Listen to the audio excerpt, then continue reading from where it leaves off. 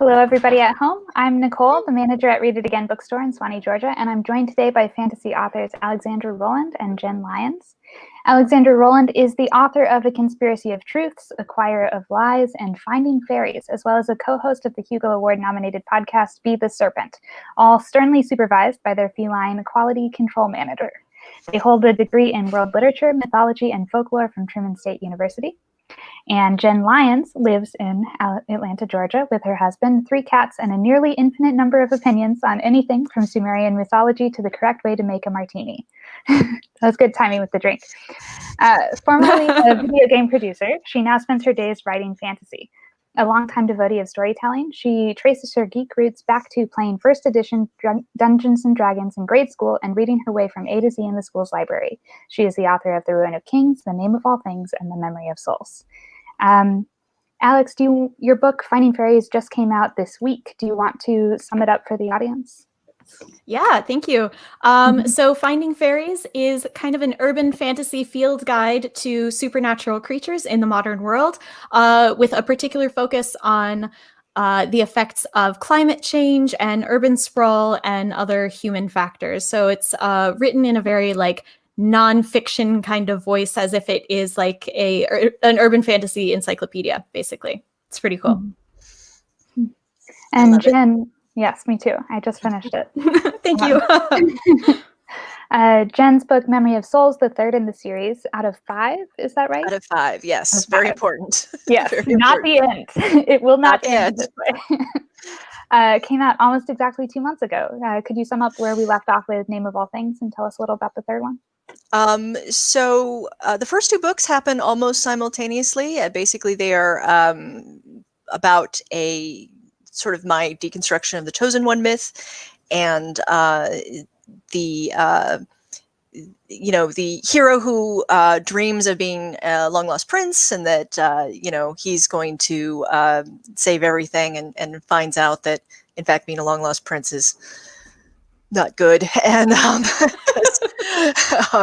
turns out royal families can be terrible, and that the prophecies kind of say he's actually supposed to destroy everything. So books 1 and 2, like I said, happen kind of simultaneously, and then book 3 is when all of the consequences of those first 2 books really come home to roost. So it's a lot of bad things happening going down. So the situation really starts to burn, as it were. I mean, it's a lot of fun. I had a huge amount of fun writing it, but I just cannot emphasize how important it is not to think the series ends with it. Please keep buying Jenn's books. If you want to know what happens next. Right. Yeah. Thank you. Yeah, and if anybody watching has any questions, feel free to ask them in the comments and we'll address them there. And Jenn and Alex, if you guys have any questions for each other, feel free to ask those as well. Yeah. So if it's okay with you, Alex, I want to start off with the thing I always want to start talking with you about whenever I have this opportunity, which is Hope Punk. Okay. Nobody ever asks me about Hope Punk. No, nobody ever asks. So Alexandra Rowland is the person who popularized the term Hope Punk. Coined and popularized. Yes, coined and popularized the term Hope Punk. Yeah. And I feel this is worthy of being brought up again, because all the time I hear people talking about Hope Punk, and they'd be like, and I like, no, it's Alexandra Rowland. And considering the dumpster fire that is 2020. Yes. Mm-hmm. Yes. Tell me your thoughts on that at Hope Punk. Oh gosh. Okay. So for anyone who is listening who isn't familiar with Hope Punk, it was a term that I just sort of came up with impromptu. It was for a shit post on Tumblr, which literally consisted of the opposite of grimdark is Hope Punk, pass it on. And this was in July of 2017, I believe. So right at the beginning of the increasingly trash fire that the last 4 years have been. And people started like reblogging this post on Tumblr and saying things like, I think I sort of intuitively understand what this means, but I want to know more about it because I feel like this is speaking to me. And I started realizing like, oh, this is actually something I deeply believe in. And I started thinking about it more. And then I wrote a longer sort of follow-up essay to it. And that's when it really took off. And Hope Punk at its core says that kindness and hope doesn't necessarily equal weakness. You can be radically kind, and that sometimes takes a great deal of strength, both like emotional strength and strength of will and the strength to persevere against what seems like impossible odds. And I feel like that's kind of what's gotten me through the last 4 years, is just the idea that like, it's not always going to be this dark and grim. Like, there are so many people in the world who are fighting every single day for justice and for a better world. And just knowing that those people exist and that those people haven't given up and won't give up gives me a lot of strength and comfort, and kind of helps me maintain my faith in humanity. And there have been so many times over the last 4 years when that has been sorely tested. And I think like this year, like I've seen Hope Punk embodied quite vividly. I remember right at the beginning of the pandemic, right at the beginning of lockdown, I saw some pictures on Twitter, I think, of just like papers that someone had posted on their local streetlights to say like, hey, if you need groceries, if you need anything, like if you need help, here's a number that you can call. I will be answering it. Like, I live here in the neighborhood. I will come. I will help you. And that is like the embodiment of Hope Punk. It's just like taking care of the person next to you, building community, and like getting through this thing together. Mm-hmm. It looks like there's a comment from the audience. Shannon Gold wants to know, they said, I love your books. How did you guys meet? Twitter, yeah. We met on Twitter. How did we meet? Twitter. I know, but like more specifically than that. Well, I mean, we were just commenting on a lot of the, like, we knew the same people and we were commenting on a lot of the same stuff, and we started following each other. And then in your very typical style, you basically went, I'm just going to show up in your DMs and announce that we are friends now. I feel like I have so much more trouble making friends these days. Like, I mean, with you, like, I remember just sort of like talking to you, and it was immediately just like so easy. Like, you were just, you know how sometimes you just click with someone? I feel like that's kind of what happened. And I was like, do you want to come hang out in my Slack chat with my other writer friends? Which is really how I like loop people into being friends with me. We just had that immediate connection. Like, okay, this is great. I mean, for my part, I grew up really with a part of a generation that where grimdark was the rebellion, right? You know, we had a generation before. You know, the boomers had shown up with this idea that everything was free love and noble brain, basically. Yeah. But it was and here we were growing up on this going, yeah, but that's all a lie. Mm-hmm. That's not the truth. You know, it's you're telling us this. You're giving us, it's a sales pitch, and we recognize that it's a sales pitch, and we're not buying into it. Well, here's the thing. It was true for the boomers, because the boomers' defining sort of life event was World War II. Right. And they had like the big evil, and then the big evil was defeated, and then things were good, and they're like, cool, now we get to be done. Like, the evil was vanquished, and now it's over. And that's what Noble Bright is. But then it did definitely become like a sales pitch, and then you respond to that, and then respond to that. Yeah. because the thing about that though is that it was always a very biased, very slanted view. I mean, nobody talked about, we weren't really supposed to talk about Hiroshima and Nagasaki. We weren't really supposed to talk about Dresden. We weren't really supposed to talk about all of the things that, internment camps and just the bad things. We weren't supposed to talk about the bad things. It was all victory. It was all wonderful. We won all the battles. And so I think my generation came along and went, we're not really seeing that. And that was reflected in Grimdark. And then I very quickly got so bored with Grimdark. I just I mean, no disrespect to the people that created it and developed it. I'm a huge fan of Glenn Cook, always will be, but it gets to be a little bit of a one note kind of thing, in the same way that Noble Bright is, but opposite, right? Where Noble Bright is like, everyone is good, and like there is inherent goodness in humanity, and Grimdark is like, there's an inherent evil in humanity, and we need to like focus on that, which as a response to Noble Bright is like super important. Yes, absolutely. Yeah. And then Hope Punk is kind of like, there's a middle ground. We have to accept that like we as individuals are capable of committing great atrocities, and we are capable of committing great acts of incredible kindness, and you have to choose which one you want to do. And sometimes it's hard to make that choice. Sometimes you don't know which one is going to be the right thing to do.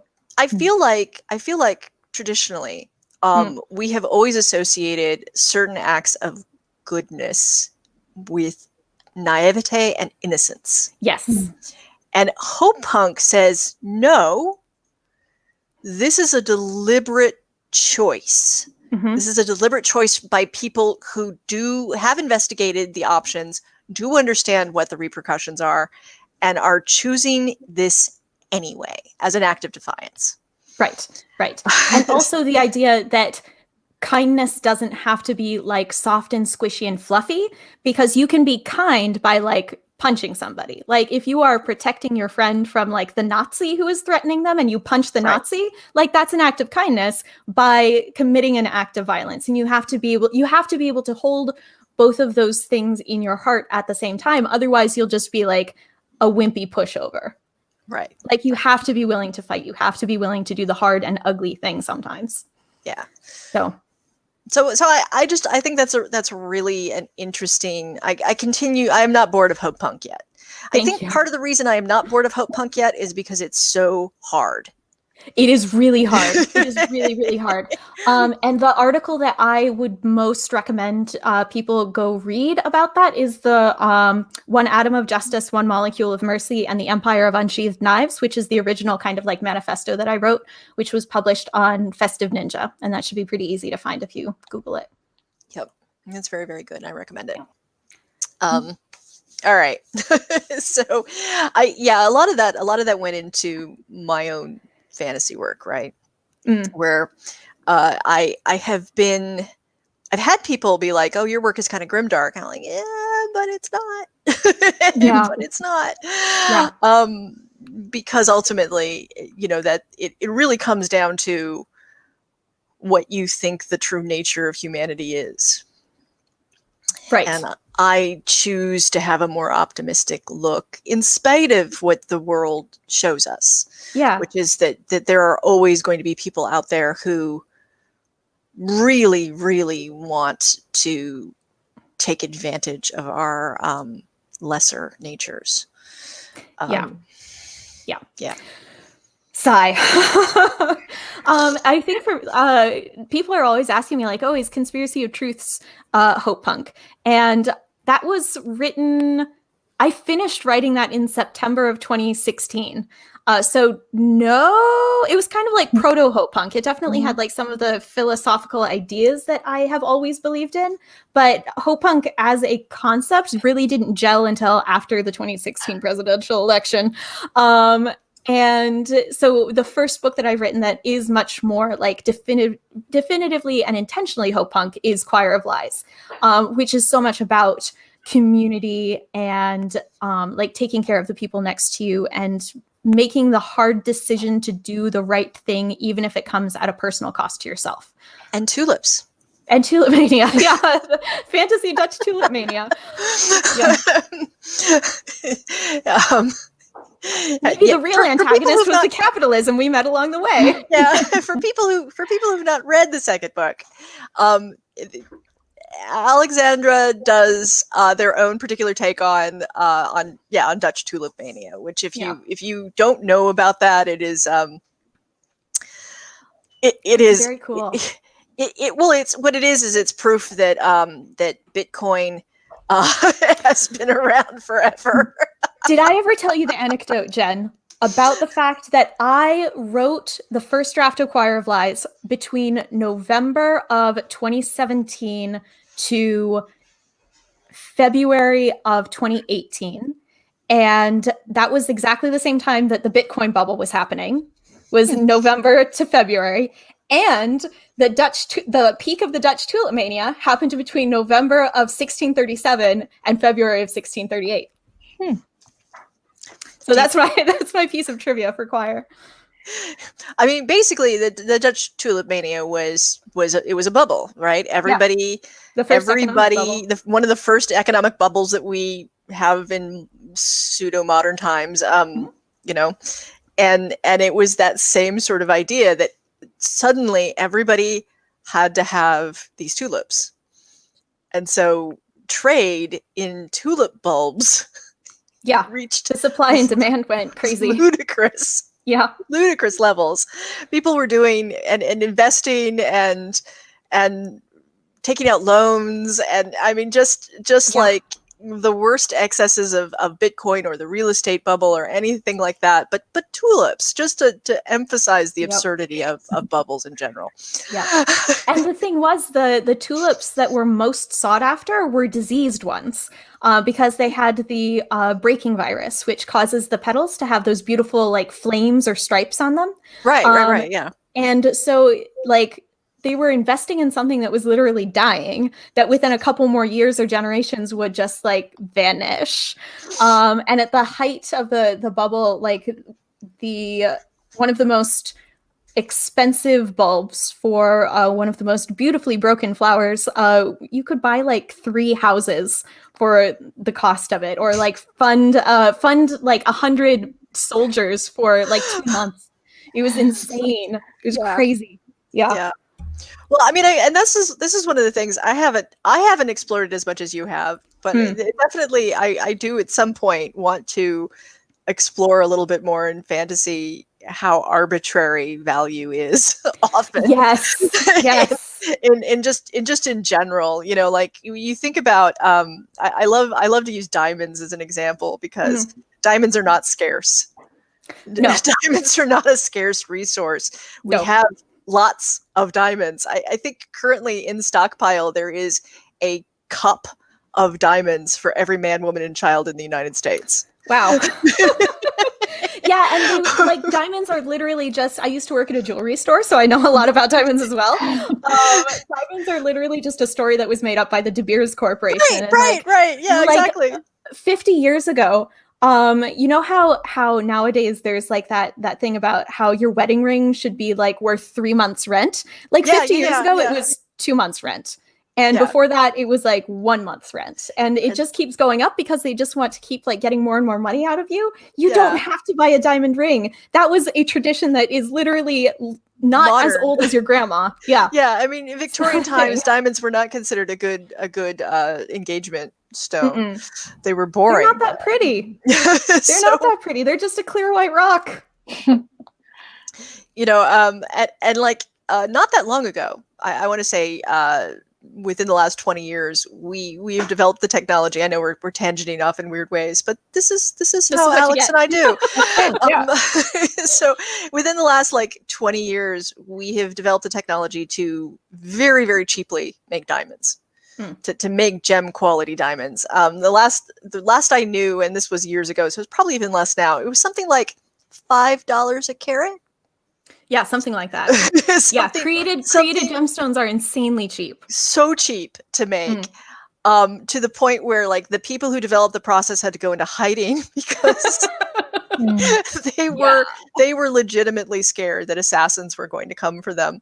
And even now, the processes that they have developed have been legally hamstrung all around the world to make sure that you cannot sell them as diamonds. Yes, and not only that, not only that, there's like the whole propaganda machine as well about how like, oh, created stones, like, oh, you don't want an artificial man-made stone, do you? Right. It's literally the same rock. It's literally the same rock. It's the same rock. Just get like a created sapphire. You can.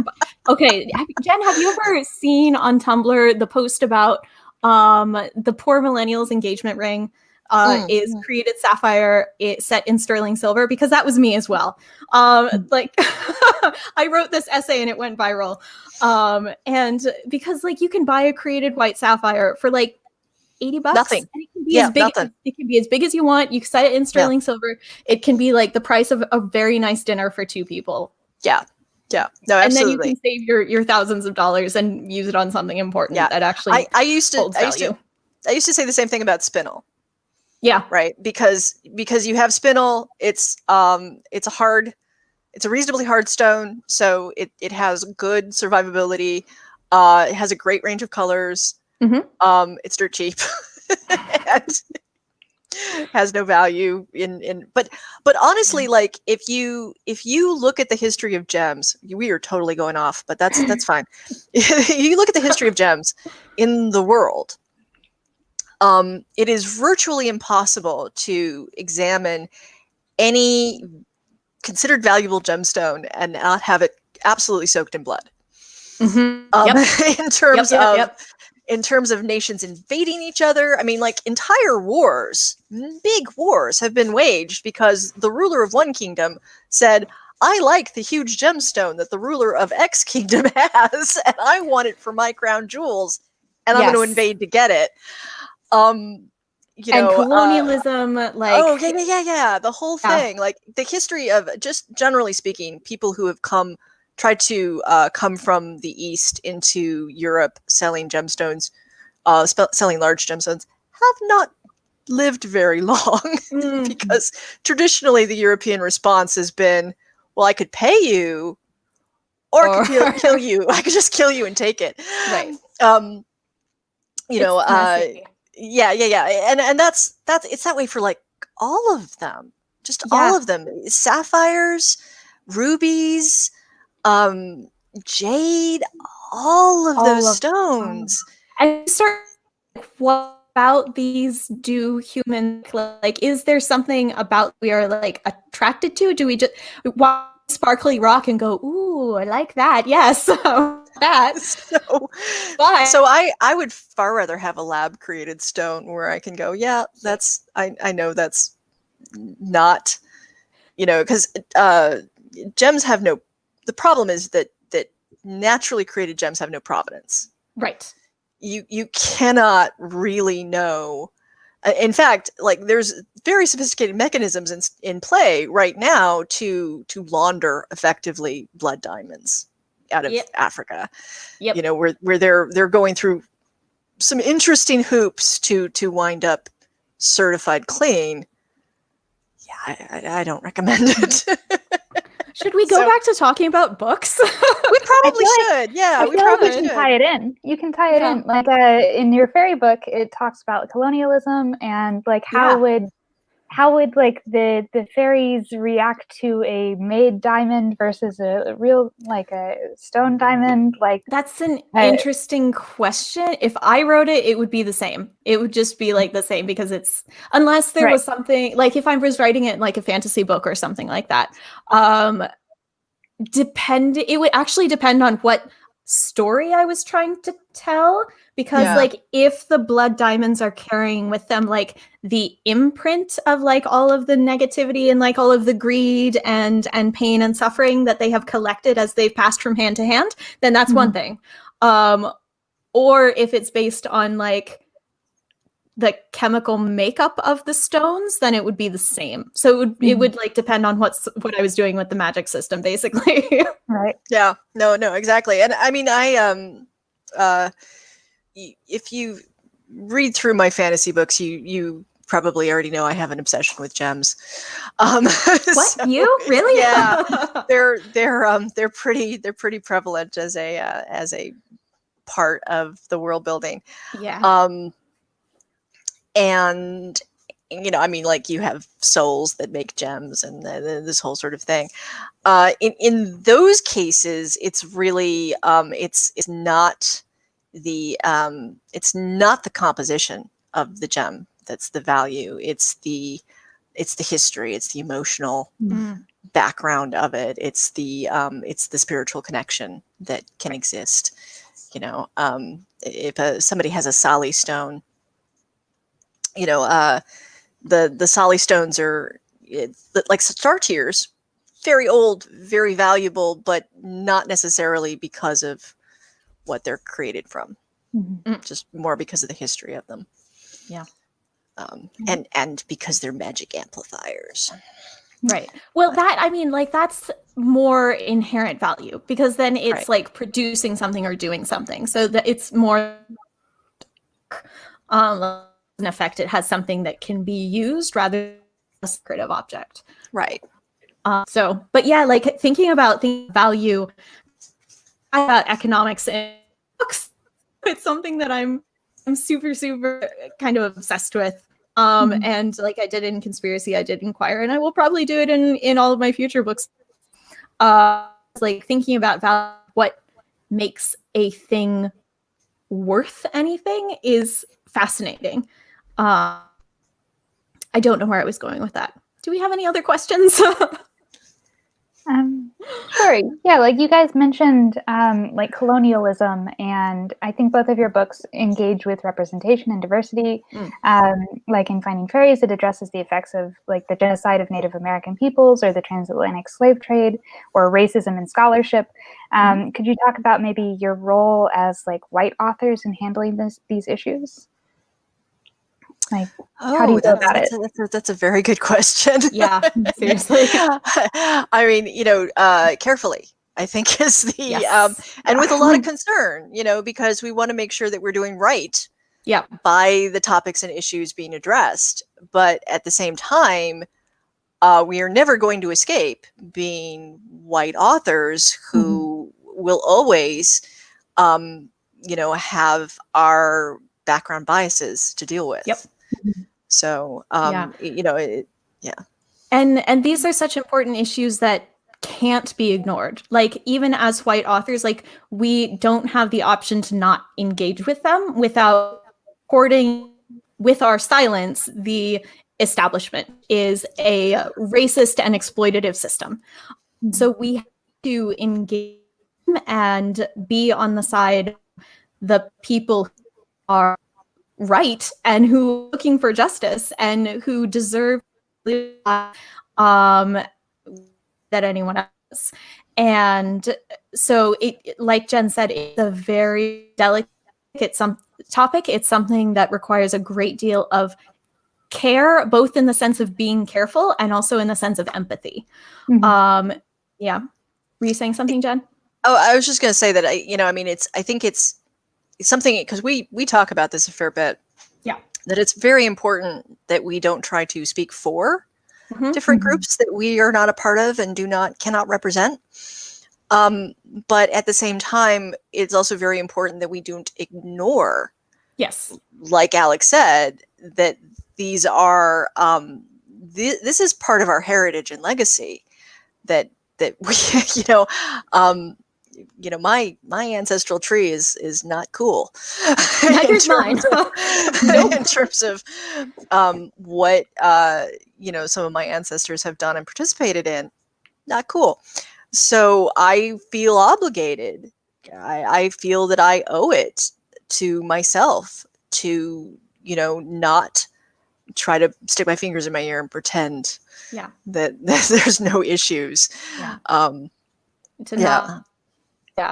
like I think had some really difficult conversations about how it can be to navigate difference, or like that line between not doing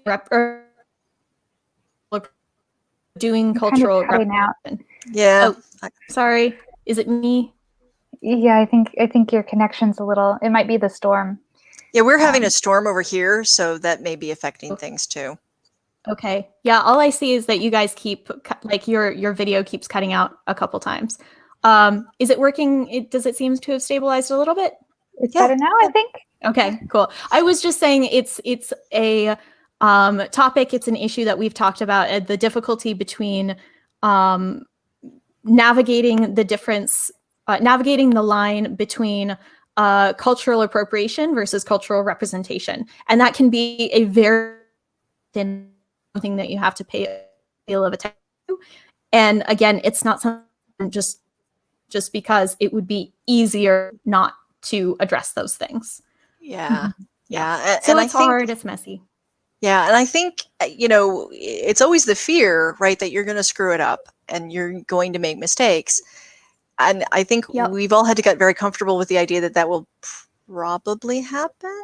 Right. But we just have to do the best we can to do right, to do right. And to, and when we do make those mistakes, to pick ourselves back up and again, try to make right, try to move forward in as strong a way as possible.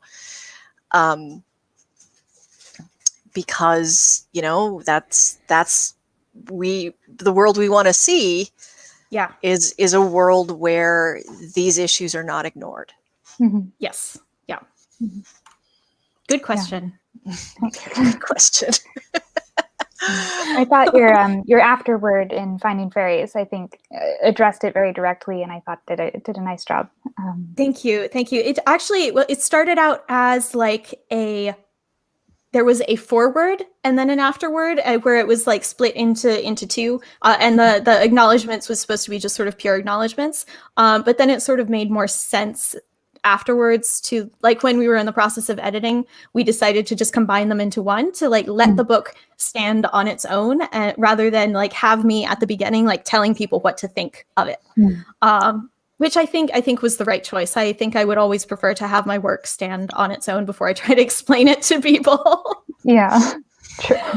That's always tricky. It is. Here's what you should bring out of this. Right. Let me tell you how to interpret it. Right. No, I dedefinitely think it's a take on fairies I have never seen before. So thanks, Jen. That's right. It just everybody like addresses fairies and they're always like it's always disconnected from the world. Mm-hmm. Like, right. It's always this sort of beautiful, shiny, happy scenario where fairies are perfect and happy and wonderful, and it was really nice to see somebody go, but colonialism but colonialism though, and climate change and the way that we are like polluting the entire planet. Yes, all of those things. And I think you're right. I think a lot of people, or like when they do like creepy bad fairies, it's not really like, it doesn't make sense the ways in which they're creepy and bad, and it's still a very kind of like distant one. It's in a lot of ways it's kind of the same way that aliens are creepy and bad, except aliens are usually get written on a bigger scale where it's like, oh, you have to save the entire planet, and with fairies, like, it definitely made me think about a lot of the ways in which we as humans interact with the world, like with the climate change, with the whole ways in which we have changed our environment to suit our purposes. And sometimes that involves murdering people, and sometimes that involves murdering animals and like causing entire species to go extinct, which was something that I mentioned in the book as well. That's one of my favorite parts of the book, is the one about the roc, the giant bird of the Middle East, the last bird of which I was like, oh, the last bird was killed in like the 1400s, except like a lot of species did already go extinct in like the Middle Ages because people had been overhunting them, or the same kinds of stuff that we're doing now. Humans are just terrible. Mastodons went extinct a lot later than everyone thinks. Yeah.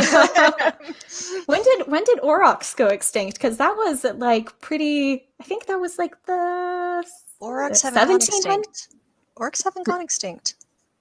Maybe it was just one specific species of auroch, Yeah. or in the wild. I think it was in the wild. Because they're definitely still around. Yeah. I have seen them. San Diego Wild Animal Park has some. What am I thinking of? I might be thinking of something else. Don't quote me. But I think we both, and I think this is a modern sensibility that we both have a very keen understanding of the idea that we as human beings are really bad about long-term reward versus short-term reward. Yes. and that plays a really important part in both of our books. In both, I mean, everything you've written and everything I've written. I think that's a very strong theme that runs through it, is that we as humans are just really, really bad about making the changes we know we need to make. Yeah. For our long-term survival, because there's a short-term benefit that's more comfortable. Yeah, it's like that science experiment where you put a toddler in a room with 2 marshmallows, or you put a toddler in a room with 1 marshmallow, and you say, if you wait until I come back in the room, you can have a second marshmallow. But if you eat that marshmallow, that's the only one you get. Yeah. And I think that they did a second follow-up study like 18 years later to see to follow up with the same kids that they did that study about, to see like how they were doing and whether they were good at handling their finances these days. And it turns out that the kids who were good at waiting for the second marshmallow are also in their adulthood doing better at like managing their finances and like not going into credit card debt. So who knew? That's funny how that works. Yeah, big surprise there. But yes, you're completely right. Like it's kind of a survival instinct, right? Because like you want to grab and you want to eat and you want to consume the thing right now because like you are hungry and you might die. And you don't, it's a much more advanced kind of brain function to think about like, oh, if I hold off, then I will not only eat next week, but I will also be eating next year. And that would be good too. Right. Yeah. I always think about, and this is, because this is a movie coming out soon, I always think about the scene from Dune, right? Yeah. Where the Bene Gesserit Reverend Mother is forcing Paul to stick it, because that's the same scenario, but pain. It's the same thing, but it's will you suffer a little pain now in order to not die, or will you take your hand from the box and I'll kill you? But yeah, same scenario. Yeah. And her using that as, are you actually human, or are you just not any better than an animal?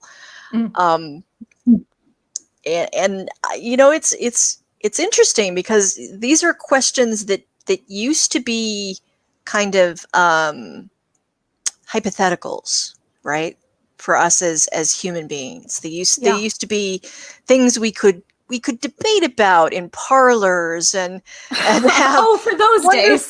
wonderfully intellectual conversations that had no real bearing or merit on our current situation. And now we're looking at it and going, no, this is right here.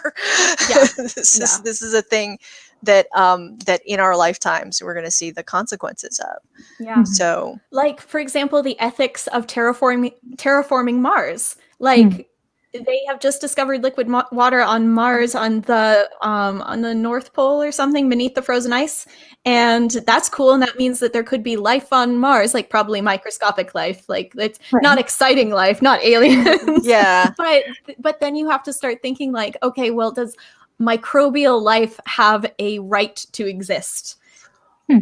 Well, I mean, do we get to make that decision for it? Yeah. And Mars has no magnetosphere. So, there's always going to be that issue to any sort of terraforming, scenario that we need one of those. Actually, it's kind of important. those are kind of good to have generally. But like, it's a good question to talk about now with our closest planetary neighbor, because like that is our best chance of terraforming any planet. That's probably going to be our practice planet before we like go out into the rest of the solar system. And like if we can have those philosophical conversations and like solve or at least think about those questions and make those decisions as a society about what we are going to think is right, then it will be easier to map that onto other situations in the future. It's kind of like a flight simulator. Like you do test flights to like prepare you for the real thing. How do you feel about, like, there's a general consensus, not general consensus, there's a theory that has been put forward that that there are a lot of very, very rich men on the world who are fully prepared to let Earth go to absolute pieces because they think they can escape. Okay. they think they can get out and go to, and so a lot of these space programs that are being pushed as hard as they are being pushed because they think that they're mechanisms by which they can get out. They can avoid the consequences of their actions. That's hilarious. This is a legitimate thing that is going around. Yeah, I believe you. I believe you. I think it's hilarious of them to think that that's going to work out for them. I think it's like the definition of hubris. Yeah. Like you're depending to do that to get out, right? You are depending on so many other people to help you. Like you can't just launch a spaceship with one guy in the middle of the night when you're fleeing from the rabid mob who is coming for you with pitchforks and torches, right? Like it can't be done. It can't be done. No. And so like it's not gonna save you. Well, I mean, these guys are throwing an awful lot of money and they're hiring people. I mean, they're not doing it by themselves. And like you think about like what is your quality of life going to be? Like suppose you did like launch a spaceship out of your backyard when the mobs with pitchforks and torches were coming for you to burn you at the stake, as you so richly deserve. Right. And you go to your moon base on the moon. And with like your hydroponic plants and your several gigabytes of movies and like a library and so forth, like, okay, all right, so that'll be good for like what, a month, and then you'll start complaining about being in lockdown. And you'll be like, I'm done with this. I'm over this. Especially if you are a rich billionaire who's used to having everything you want. Like what are you gonna do on the moon, my dude? It's an interesting scenario. Definitely. I'm kind of curious to. I mean, I don't obviously I don't want to see it pursued because you know, there's all this research right now that suggests that that human beings, organic life, earthbound organic life, really needs gravity. That gravity is actually super important for our health. On a fundamental DNA level, stuff starts to malfunction if we don't have gravity. That I think there's all this years and years of science fiction that we've written that kind of has been thrown out the window by this idea that nope, actually we need planets. Planets are really important, no matter how much planets are important. Yeah. Or at least like a gravity drive, right? You need a gravity drive on your spaceship so that people can like walk and not go space. Although, okay, here's the thing about like science that goes faster than ethics does, which is that like I love ethics. Ethics are good. I'm glad that we have them. But on the other hand, like if a scientist wants to go into space and like discover the particular ways in which humans go space crazy, I think that would be a useful thing to have for science. Go wild, Jeff Bezos. It's all you. It's all you, my dude. Yeah, we know why you love the Expanse as much as you do. Anyway, but okay, we're fantasy authors. We're fantasy authors, Alex. Right. You mentioned aliens as like similar to fairies, except on like a larger scale. Yeah. Like humans interacting with aliens instead of one human interacting with fairies. So like Jenn said, reading your book made me think about fairies in a different way. So there was one part where it reminded me of the series Uglies by Scott Westerfeld. Have you read? I think I read the first one. Yeah. Okay. So it said something like, everyone is beautiful and well-dressed and merry, and it's very easy to become bewitched and forget that time is passing. And I was like, this is like dystopias, where everything seems perfect, and then you realize something's wrong, and then you escape from the system, is very much like going into fairyland, realizing things aren't perfect and escaping. Yeah. Yeah. And like when you get out, you realize that's like 17 years have passed, and like your family thought that you had died long ago. And So I guess my question is, what elements do you think are necessary to create a fairy tale, and what sets it apart from other genres? Like, oh goodness, could it relate to, could a dystopia be a fairy tale? That's a good question. Give me a second to think about it. I think Jen had something to say as well. Well, I just wanted to comment that you can actually map anthropologically in Western society, you can map the lessening of angelic visitation to the rise in UFO visitations. So those I was going things, to say the same thing. those things map perfectly as far as a role in society, regardless of how you feel about those two things. You know, angels or aliens or any of that. The accounts that we as a society bring forth fills in the same niche. Yes. Like people, like there's always like some weird guy who lives like out on a farm, like way outside of town, and like he saw something weird one night, and he comes into town and he's going to explain it to you. And in antiquity, he would have explained it as angels or fairies. And in the modern day, he's like, I saw a little green man. Okay, so the question was, what elements do you need for a fairy tale, right? Yeah. Like you talked about liminal space. Yeah. There's liminal space, like in in As You Like It, there's like the liminal space of the forest, but that's not really a fairy tale. But then you have the same liminal space in Midsummer Night's Dream, but then plus fairies. Yeah. So it's a good question. I don't know that there is one answer, because there's so many different kinds of fairy tale, and coming from so many different folktale traditions that have their own kind of rules and guidelines. If we are talking about like specifically fairies in particular, rather than using fairy as a general term, most fairy tales take place in liminal space. In fairy tales and folklore, we usually define we usually like declare that we are in liminal space by starting out once upon a time. That is like your signpost for this happened back in the good old days. Yes, Jen. I was just going to say, I think also there's, in general, again, generalizations and fairy tales are not necessarily a thing that go together, but fairy tales will have their own rules, and you are not encouraged to question those rules. Yes. This is not something that you are supposed to look at and you're supposed to accept. Right.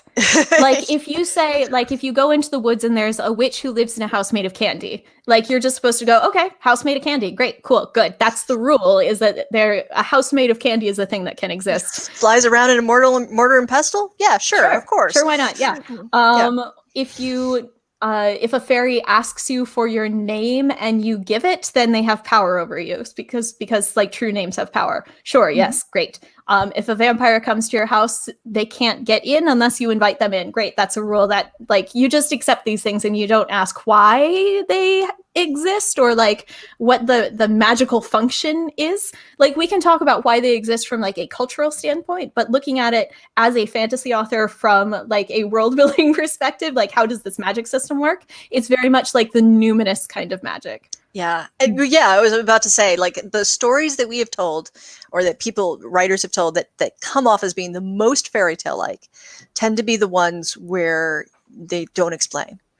Yeah. You know, you are simply asked to accept that this is the rule. This is the thing. This is how this witch is, or this is how this, you got turned into a swan because, or you can't leave the underworld because you ate 6 pomegranate seeds. These are all very fairy tale rules. And anytime somebody, it's actually, I like to have rules for everything, and that I have to recognize that actually diminishes my ability to write something that's going to feel like a fairy tale. Yeah.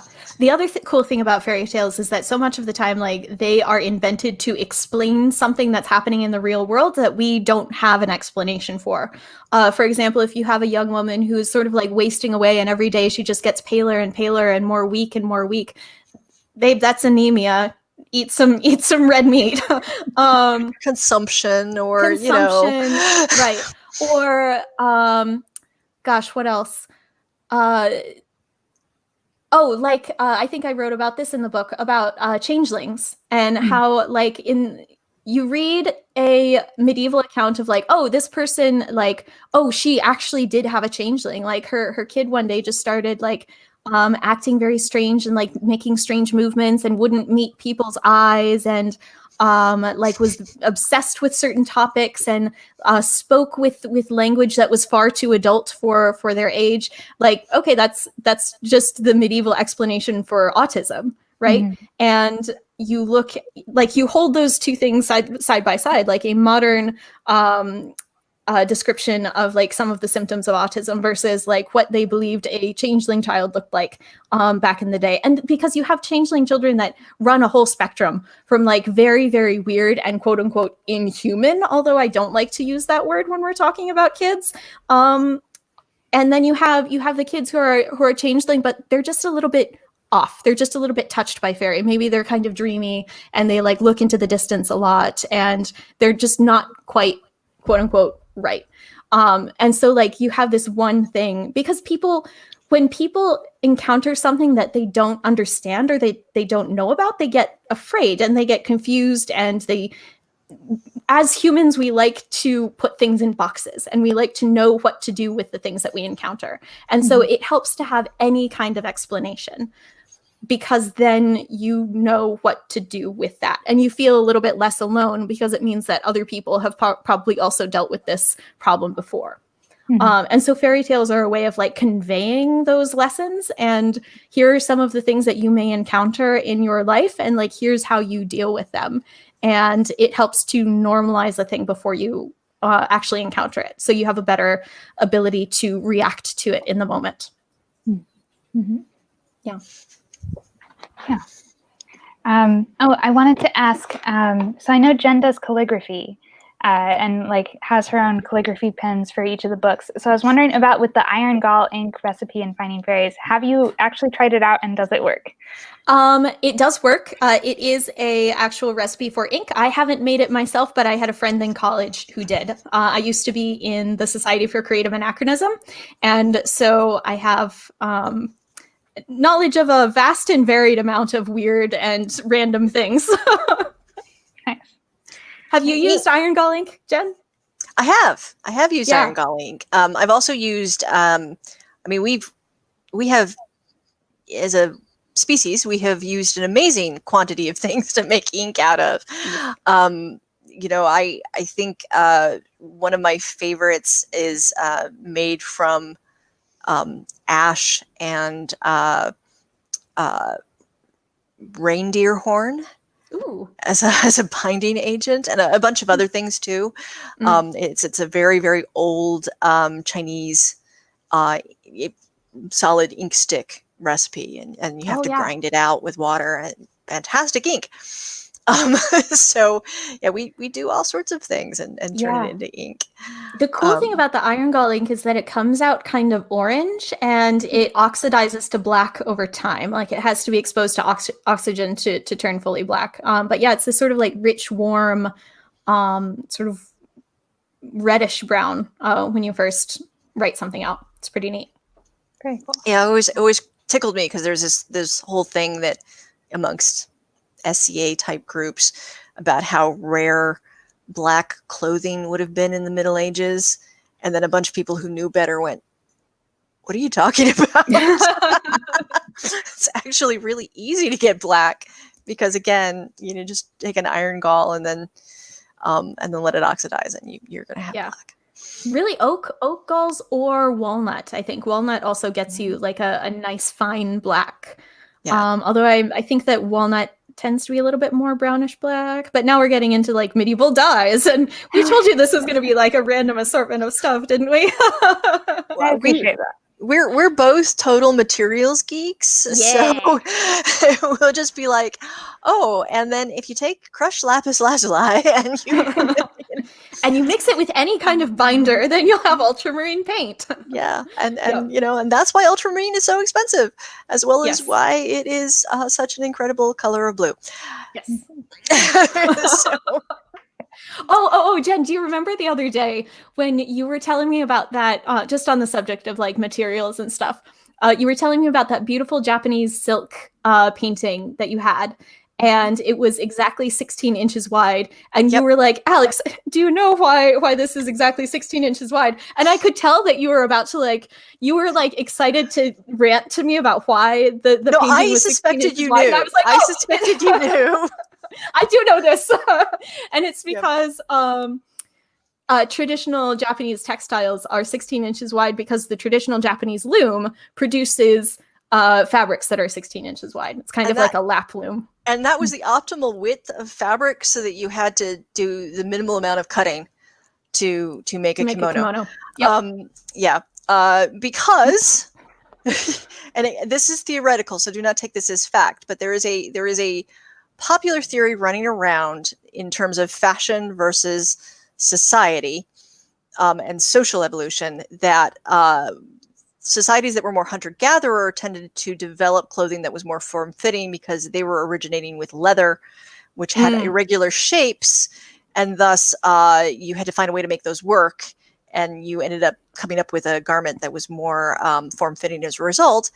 Whereas more agrarian societies that were more loom-based, you didn't want to waste fabric. Right. So you tended to have robes and more flowing garments that had a minimal amount of, you wanted to preserve your salvage edge as much as possible. Yeah, because producing any kind of fiber is a very expensive process in terms of time and effort. And like cloth and clothing is going to be sort of the end product. And so, you want to preserve and use as much of the fabric as you can. You don't want to waste any scraps, because that would be time and materials and effort wasted. Yeah. See, when you're a fantasy author, you get to indulge in all of these in all of these geek interests, because it all comes up in your world building. Have I told you about null binding, Jenn? Do you know about null binding? I don't think I do. Yes. Okay. So knitting was only invented in like the 1100s, and it was invented in the Middle East, and it came to Europe, as so many things did, via the Crusades. Before that, people were making socks and hats and things by null binding, which is using one piece of yarn, except it's a short length of yarn. It's like a foot or two. It's the same length of yarn that you would use for sewing fabric. And one needle, which has a hole in it, just like a regular sewing needle, except it's made of bone, is pretty chunky. And you make it by looping loops of yarn together. Okay. If you cut it, it doesn't unravel because you're basically making knots knotted into itself. And that goes all the way back to ancient Egypt. That's one of the first textiles that we have made of wool. The reason that null binding is so cool is because of those short lengths of yarn that you use, because you don't need to have a continuous length like you would for knitting. It means that when you are weaving things on a loom, and since I own a loom, I have experienced this many times, when you're weaving something on a loom and you cut it off at the end, you're left with all these like scrap pieces of yarn, and you look at them and you go, what do I do with these? I don't want to just throw them away. This is so much yarn. This is so much string. And so with null binding, you can use those scraps to make useful items. Interesting. I wonder if that would have been for things like byssus, the clam fibers. So for the clam fibers, yes. Did they do more with? Didn't they do more embroidery with that, or did they make like actual items? They made actual clothes. So byssus is this cool. it's this clam that only grows in a couple places around the Mediterranean. It's very, very rare. I think there's exactly one woman alive today who knows how to actually harvest and work it and weave byssus, but it is this extremely fine, light material that is gold in color, and it used to be like a glove made of byssus would be worth, like houses. I mean, it would just be, tulip bulbs. Yeah, tulip bulbs, right? But this gets into rarity as an economic factor. It's just so difficult to work and so rare and so hard to harvest, where it might take years of labor to create that one glove. That's getting into where the value comes from. But like, there's stories of like Roman emperors who would have like one toga. Oh God, an entire toga. An entire toga made of byssus. There's this gold, I mean, like literally the garments of the gods kind of thing, because it's just like silk has nothing on byssus. It's above and beyond in terms of rarity, difficulty, lightness, softness, the whole thing. Anyway, byssus. But byssus comes in very short fibers, so that seems like that would be perfect for byssus. Possibly, yeah.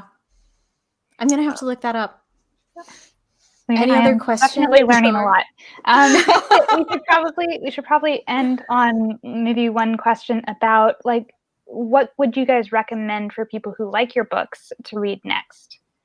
If you like my books, you should definitely read some books by this cool person called Jenn Lyons. She writes.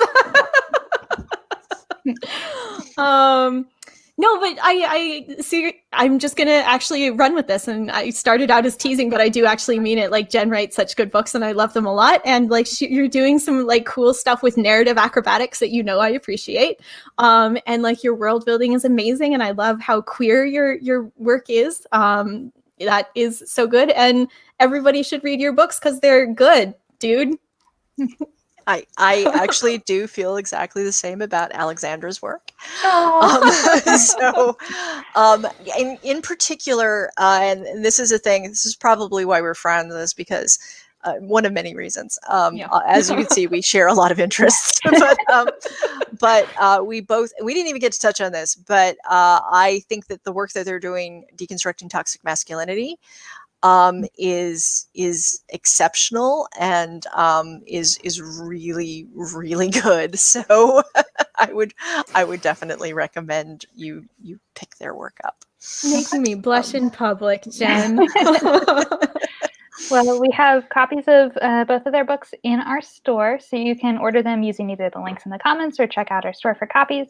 And Jenn lives locally, so you can get signed or personalized copies if you want. And you should also come in and check out the dragon that she drew for us on our author wall, and previous author videos that we've done with Jenn before. And Alex, hopefully the next time you're in town or when in-store events are an option, we can finally meet you in person. Yes. Yes. And if anybody watching likes fantasy authors, you should check out our book clubs, especially the sci-fi fantasy book club that I run, where we read Rune of Kings last year. Our next virtual meeting for that is November 19th, where we're reading Ghost Bride. That is an amazing book club, just so you know. Thank you. Very, very good. We enjoyed having you to it before. So thanks, everybody, and good night. Bye. Thank you. Thanks for having me.